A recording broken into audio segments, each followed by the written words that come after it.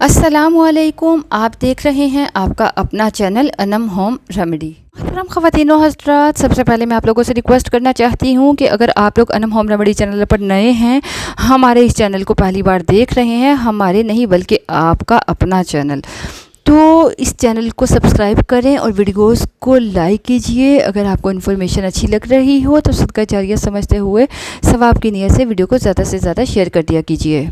तो मोहतरम ख़वातीन व हज़रात, आज की वीडियो का जो मौजू है वो है विटामिन डी के बारे में। ठीक है, आज आप लोगों के साथ मैं ऐसे सिम्टम्स, ऐसे साइन शेयर करूंगी जो इशारा करते हैं कि आपको विटामिन डी की कमी हो सकती है। मैं आप लोगों को बताती चलूं, आजकल के इस दौर में हर दूसरा शख्स विटामिन डी की कमी से शिकार नज़र आता है। जिसको देखो उसमें विटामिन डी की डेफिशिएंसी होती है। मोहतरम ख़वातीन व हज़रात, विटामिन डी की डेफिशिएंसी आम चीज़ है। अगर पाकिस्तान की बात की जाए तो तकरीबन 70 एडल्ट पॉपुलेशन ऐसी है, 70% जिनमें विटामिन डी की डेफिशिएंसी है, और तकरीबन 90% ऐसे लोग हैं जिन्हें ये पता ही नहीं है कि उनमें विटामिन डी की कमी हो रही है। तो आज के इस वीडियो को देखने के बाद आप लोगों को बहुत सारी ऐसी चीज़ों की इंफॉर्मेशन मिलेगी जिससे आपको पता चलेगा कि आप में विटामिन डी की डेफिशिएंसी है या नहीं है। इसके साथ साथ मैं आप लोगों को ये भी बताऊंगी कि अगर आप में विटामिन डी की डेफिशिएंसी है तो उसे आप कैसे पूरा कर सकते हो और उसे लॉन्ग टर्म के लिए लंबे अरसे तक कैसे मेंटेन भी कर सकते हैं कि आपको विटामिन डी की कमी ना हो। तो आइए इस वीडियो को शुरू करते हैं और जान लेते हैं विटामिन डी की डेफिशिएंसी के मुतालिक डिटेल से। सबसे पहला जो अलामत है जो इशारा करती है कि आप में विटामिन डी की डेफिशिएंसी है वो है क्रोनिक फटीग। मतलब हर वक्त आपको थकन महसूस होना, हर वक्त जिस्म टूटा टूटा, थका थका रहना। हालांकि जब ऐसी अलामात नज़र आती हैं तो इसे हम विटामिन डी से नहीं जोड़ते। हम लोग ज़्यादातर इन अलामात को देखते हैं खून की कमी से, विटामिन की कमी से, खाने पीने की कमी से, नींद की कमी से, या फिर वर्क स्ट्रेस से। लेकिन स्टडीज़ की बात की जाए तो करीब 89% लोगों में जब कमज़ोरी या थकावट महसूस होती है तो उसमें विटामिन डी की डेफिशिएंसी होती है। इसके अलावा अगर आप बार बार बीमार पड़ते हैं तो ये भी आपके अंदर विटामिन डी की डेफिशिएंसी की तरफ इशारा करता है, क्योंकि विटामिन डी हमारे इम्यून सिस्टम की प्रॉपर फंक्शनिंग के लिए बहुत इंपॉर्टेंट है।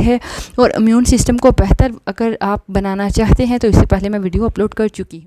इसके साथ साथ विटामिन डी कैल्शियम के एब्जॉर्प्शन के लिए बहुत ज़रूरी है। तो अगर इसकी कमी होती है तो उसकी वजह से हमारी हड्डियां कमज़ोर होने लगती हैं, हमारी जो बोन मास डेंसिटी है वो कम होने लगती है, हड्डियों में, जोड़ों में दर्द रहने लगता है। इसके साथ साथ लोअर बैक पेन की शिकायत हो सकती है। विटामिन डी की डेफिशिएंसी की वजह से मोहतरम ख़वातीन व हज़रात, एक कॉमन चीज़ भी है, एक अनकॉमन चीज़ भी है जो आप देखने में आपको मिल सकती है, और वो है डिप्रेशन। विटामिन डी की कमी जिन लोगों में होती है उनमें डिप्रेशन होने के चांसेस बहुत ज़्यादा हो जाते हैं। इसके साथ साथ आपका कोलेस्ट्रॉल और आपका ब्लड प्रेशर भी विटामिन डी की कमी की वजह से बढ़ सकता है। तो इस तरह के अगर अलामात आपके जिस्म में नज़र आ रही हैं तो आप कह लीजिए 90% चांसेस हैं कि आप में विटामिन डी की डेफिशिएंसी हो रही है। अब सवाल ये पैदा होता है कि अगर आप में विटामिन डी की डेफिशिएंसी है तो उसको कैसे पूरा किया जाए।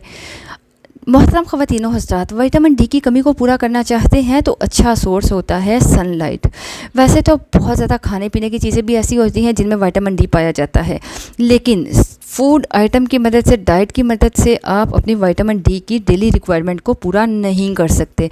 इसका बेस्ट सोर्स है वो सनलाइट ही है। इसलिए अगर आप में विटामिन डी की कमी है तो आपको रोज़ाना कम से कम आधा घंटा, 1 घंटा सनलाइट में ज़रूर बैठना चाहिए। जब आप सनलाइट में बैठते हैं, उसको एब्जॉर्ब करते हैं, तो आपको कोशिश करनी चाहिए कि आपको ये यकीन होना चाहिए कि आपका जिस्म का ज़्यादा से ज़्यादा हिस्सा डायरेक्ट सनलाइट के कांटेक्ट में है, तभी आपकी बॉडी में विटामिन डी की प्रोडक्शन बढ़ेगी। अगर आप डाइट की मदद से विटामिन डी को पूरा करना चाहते हैं तो कुछ ऐसे फूड आइटम्स भी हैं जिनमें ये बहुत मिकदार में पाया जाता है, जैसे कि अंडे की जर्दी, एग योक में विटामिन जो डी है वो बहुत ज़्यादा मिकदार में मिल जाता है। इसके अलावा बात की जाए तो फ़िश, मछली में विटामिन डी, फ़िश ऑयल में आपको विटामिन डी अच्छी मिकदार में मिल जाता है। इसके साथ साथ बादाम में भी कुछ मिकदार में विटामिन डी मिल जाता है। इसके साथ साथ आपको मिल्क में, दूध में भी विटामिन डी अच्छी मिकदार में मिल सकता है। लेकिन अगर मिल्क खालिस है, अगर आप में विटामिन डी की डेफिशिएंसी बहुत ज़्यादा हो रही है तो इस केस में बहुत सारे जो डॉक्टर्स क्या करते हैं कि आपको विटामिन डी के सप्लीमेंट्स प्रिस्क्राइब करते हैं।